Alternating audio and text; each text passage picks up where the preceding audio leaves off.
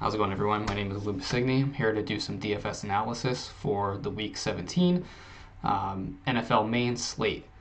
So I'm pretty new to this. I've been a DFS player for a really long time, not large scale. I usually handcraft my lineups, usually anywhere between 2 to 5 on a given week. So I've been around the DFS landscape for a while now. Won some tournaments outside of the NFL. Not saying that gives me any credibility, but I definitely love digging into the data and trying to figure out who you should be plugging into your lineups on a week-to-week basis. I've seen a lot of great content creators in the past, put some pretty good insights together. But the problem I identified throughout all of that is a lot of names are tossed around. You can make the case for anybody to go into your lineup, and it's really hard to take away who exactly you need to plug into your lineups. So the way I'm going to format my videos here is I will try to give at least 5 players who I think are worthy to pay for in DFS, and I will try to make the case for them. These will typically be players that you can use as leverage. A lot of the guys I'm about to mention are about 10% or less owned, to try to give you a leg up on the field here. I think you're all smart enough to know to go to optimizers and see what ownership looks like for a lot of the chalk players. I'm here to kind of run counter against those plays and try to make the case for other guys to fit into your lineups. So the way it's going to work for this video is I've got 5 players that I identified who are a little lower owned. It looks like they're in good matchups, whether it's the matchup, the volume, the opportunity, and we're going to see what it looks like.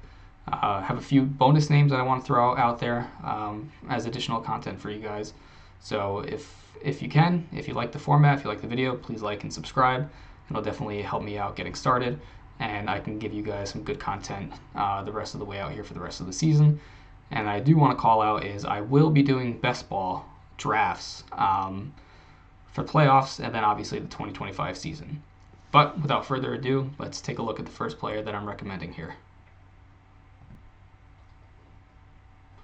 So, first guy up is going to be Bryce Young. A lot of people are going to flock to this game, and the Minnesota-Green Bay game seems to be most of the points on the slate are within these 2 games, and a lot of people are probably going to go towards the Bucs stack, which totally makes sense. Getting Baker, Mike Evans, Jalen McMillan, who is going to be a really popular name this week, alongside Bucky Irving as well. But if you want to get a little contrarian here, you can go with Bryce Young, who I think has been playing a lot better the past few weeks. It seems like he's gotten his confidence back. And you can see here, he's using his legs a little bit too. Last game, he's gotten 50 or 68 yards and a touchdown. Game before, 12 yards and a touchdown. Obviously, he doesn't have much around him in terms of receivers. He'll have Adam Thielen. Xavier Legette looked like he was going to be a go this week. But he popped up on the injury report this week and now is questionable, which means there's another guy I'll get to a little later here that I think you could pair with Bryce Young and also bring it back with some of those Tampa Bay Buccaneers pieces. The Bucs are bottom 5 in terms of fantasy points allowed against starting quarterbacks, and Vegas is projecting the Bucs to put up some points. I think that Carolina is going to, they're out of the running. I think they'll try to open up the playbook here. No Chuba Hubbard either. He's out this week, so maybe they lean on Bryce Young to do a little more with his legs and also a little more with his arm.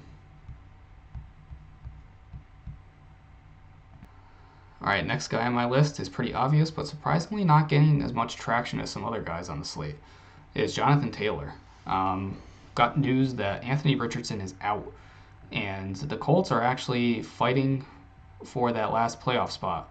A lot really hinges on that Broncos and Bengals game going on right now, which is actually turning out to be a really interesting game. Overtime 24-24. Kind of pulling for the Broncos just to kind of put an end to all of this playoff race, but Bengals are definitely not going down without a fight. They need a lot to happen in order to sneak into that last spot. But the Colts are the first team, I think, in that tiebreaker to make it in if the Broncos do lose and lose again next week. So obviously without Anthony Richardson, they're really going to lean on Jonathan Taylor here, who had a monster week last week. 218 yards and 3 touchdowns, going up against the Giants defense, which is bottom 5 in the league against running backs. Plenty of points there to be had for Jonathan Taylor tomorrow.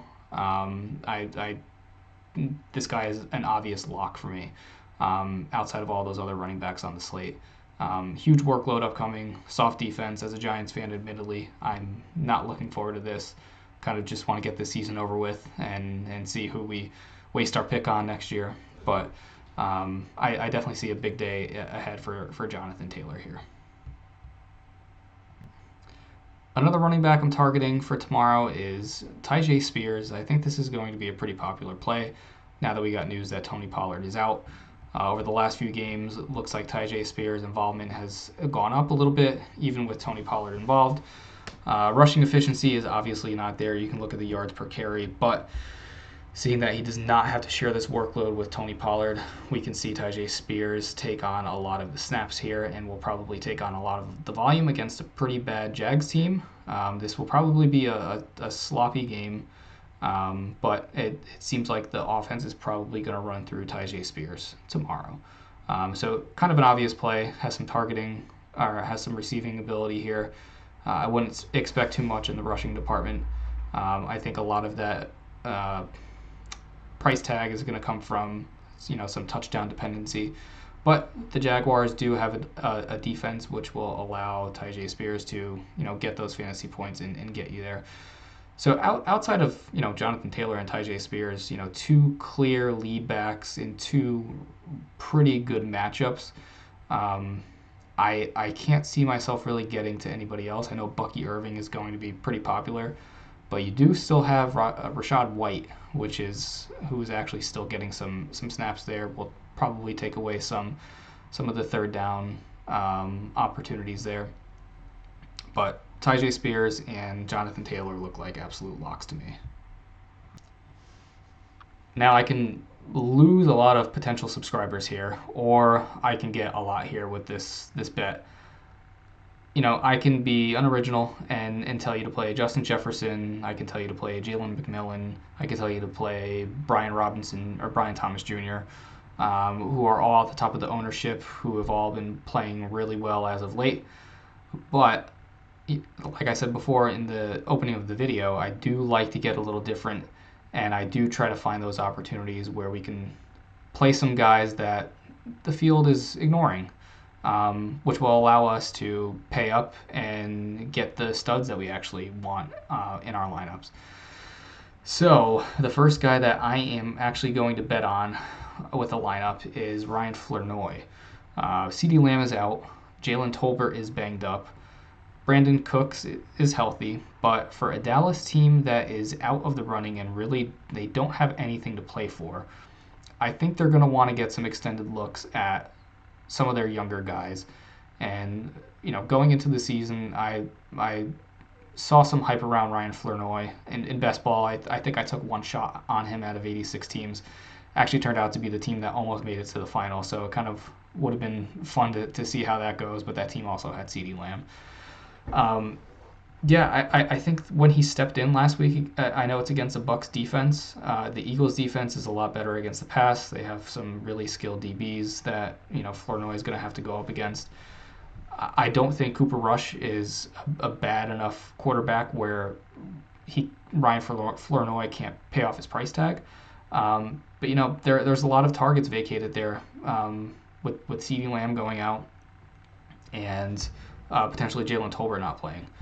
So I don't know what this offense is going to look like tomorrow, but Vegas is projecting the Eagles to put points on the board, even with Kenny Pickett. So the ball is going to have to go somewhere. I'm going to take my bets on Ryan Flournoy here, taking some of those vacated targets from CeeDee Lamb. Next up is Dontavian Wicks. This was a guy I was kind of high on in best ball this year. I was high on the Green Bay Packers overall, mainly because I thought Jordan Love was going to take another step forward and be a really good quarterback this year. I'm not saying that he's a bad quarterback, but from a fantasy perspective, I don't think he's producing the numbers that a lot of people had hoped for when they were investing in the Green Bay offense. And there was a lot of, there was the narrative that there's too many receivers. You don't know which one to pick. I thought Wicks, based off of the way he was finishing last year, was going to emerge as one of the better wideouts this year on the Green Bay Packers, which still kind of held true since none of the Green Bay Packer receivers really stood out except for Jaden Reed, but he's been pretty volatile. It's just that the offense has been running through Josh Jacobs. He's the motor of this offense. Gets a lot of carries, and he's the guy that has really been a key cog in this offense. But we have a pretty good matchup tomorrow. I think there's going to be a lot of points in this game. I don't know exactly what they're playing for in terms of playoff implications, but you're going up against a Vikings offense that can score, and you're also going up against a Vikings defense that can give up a lot of yards and wide receiver points to wideouts. So if the Vikings are going to be putting points on the board, Green Bay is going to have to fire back somehow. The Vikings are the worst defense against opposing wide receivers in the league. It seems like Christian Watson might not be playing tomorrow. Not that Watson really commands a large target share or has really done anything this year for that Green Bay offense. But if they're going to have to throw, I think Dontavian Wicks is a guy that can pay off his price tag in a potential shootout. Last game he had 7 targets. I know it's against the New Orleans offense or New Orleans Saints defense in a blowout game, but I've seen this guy do it. Although it's really rare, I think if points are going to be had in this game, Dontavian Wicks might get enough targets to get you there. I think the obvious play at tight end this week is Brock Bowers, but if you want to go down a little bit, it seems like you can go to Chig Okonkwo. Going into the year, I kind of gave up on this guy. It didn't seem like he was going to be a key part of the offense. Target share was really low. There was some speculation that he would lose some snaps and playing time to, I think Josh Wiley was his name.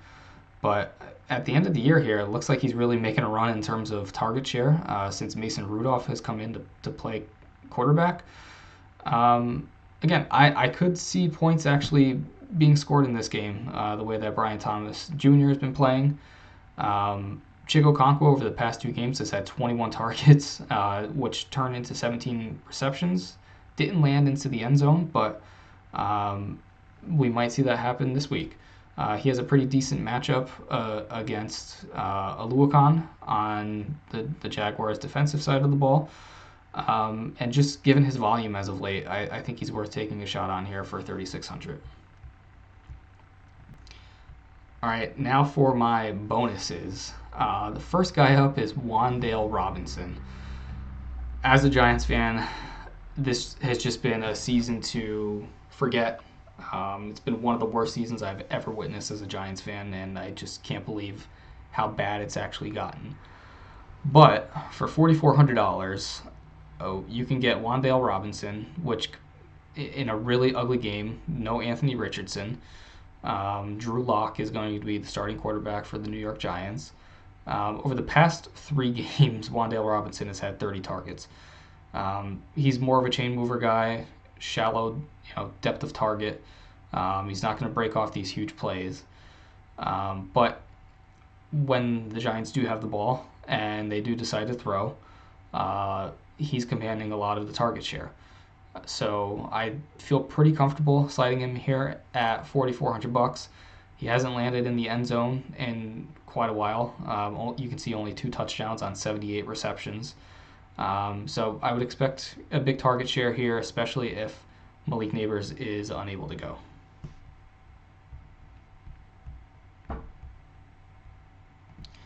And the last guy on my list here is Jalen Coker. This is a guy that, as of late, has been getting a lot of targets. He's going up against the Bucs defense, which is, I think, bottom 5 against opposing wide receivers. The Bucs are, slated to put some points on the board.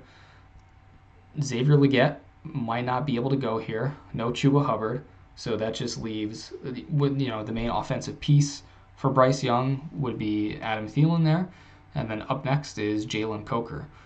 So against Dallas, he had a pretty big game. 4 receptions for 110 yards and a touchdown. At the time, his price tag was $3,700. Last game, only 5 targets against the Arizona Cardinals, but without Leggett, without Chuba Hubbard, the way Bryce Young has been playing as of late, I feel pretty confident putting him out there as a potential bring back piece if you're going with any Buck stacks. So Jalen Coker, another sleeper that I'll be betting on tomorrow. All right, and to round it out here, let's just make a sample lineup for tomorrow. I think Monday, I'll probably post a video, do a retrospective on how my DFS lineups went for the Sunday slate. We can take a look at what we did right, take a look at what went wrong, and then try to readjust for the following week. So, based on everything I said before, considering that Baker Mayfield is going to be chalk, Jordan Love is going to be chalk, I'm going to get a little different here. Sam Darnold has been playing really well as of late. He has tons of offensive weapons at his disposal. I'm not going to be scared of this, opposing defensive rank right here. Sometimes offenses are just too good to contain. I'm going to take Sam Darnold, and I will just automatically pair him with Justin Jefferson, who has, according to PFF, one of the best grades against his defensive counterpart tomorrow. And I will also take Jordan Addison, who is $2,000 cheaper, has been playing really well as of late. You can see the past 3 weeks, the guy has had almost 30 targets. That one nuclear game against the Atlanta Falcons. On the bringback side here, I will plug in my guy Dontavian Wicks, who we targeted as a sleeper here. On the defensive side of the ball here,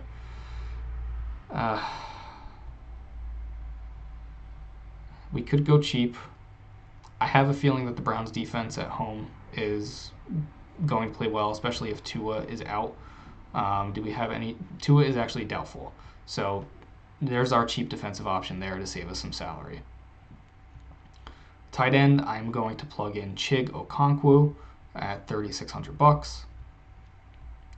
Now I could go with Jalen McMillan, who I think is about $4,600. I really want Brian Thomas Jr. based on how well he's been playing lately. I know I'm being super chalky, but sometimes you just have to eat it. He burned me last week. I was like, no way he can put up another 30 points, and he did. But I will go with Tyjae Spears, seeing that he's going to have a huge workload. And then we will plug in Jonathan Taylor and see what we have left for salary. We have $5,800, which gives us Adam Thielen, Rashad White, Devonta Smith, Tyrone Tracy. Let's just see if we can shift anything around here.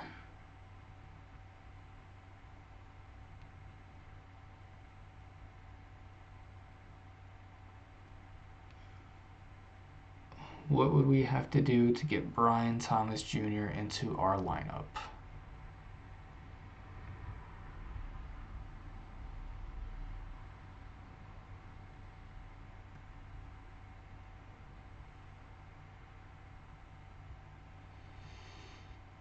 What we could do is, let's just single stack Darnold with Jefferson.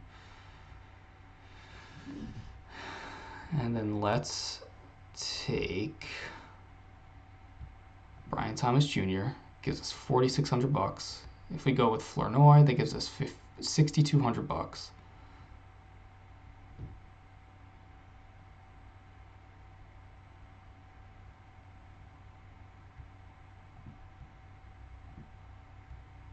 Jaden Reed's target share has been pretty low lately.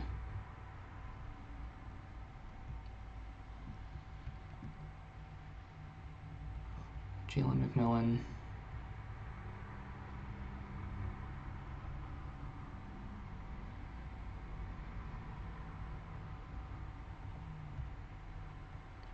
Sheesh, I was not expecting it to be this hard. All right, let's just go back to original plan. Go Darnold, Addison. See what it looks like with Reed. And then $3,800.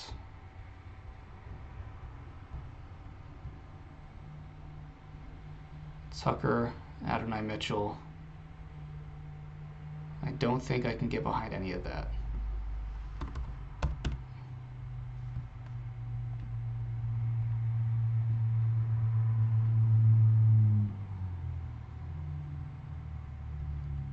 Malik Neighbors is expected to play.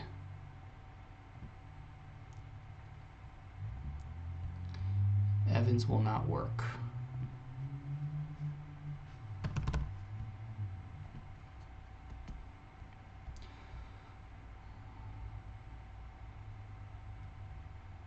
You know what? We will go with the more reliable Adam Thielen, getting a lot of targets against the Bucks. Maybe the Bucks spread it out a little bit, and Thielen gets all of the targets for Carolina.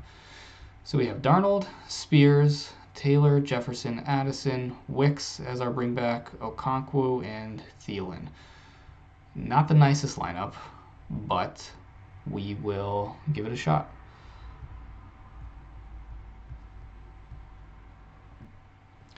And that's all we got for today.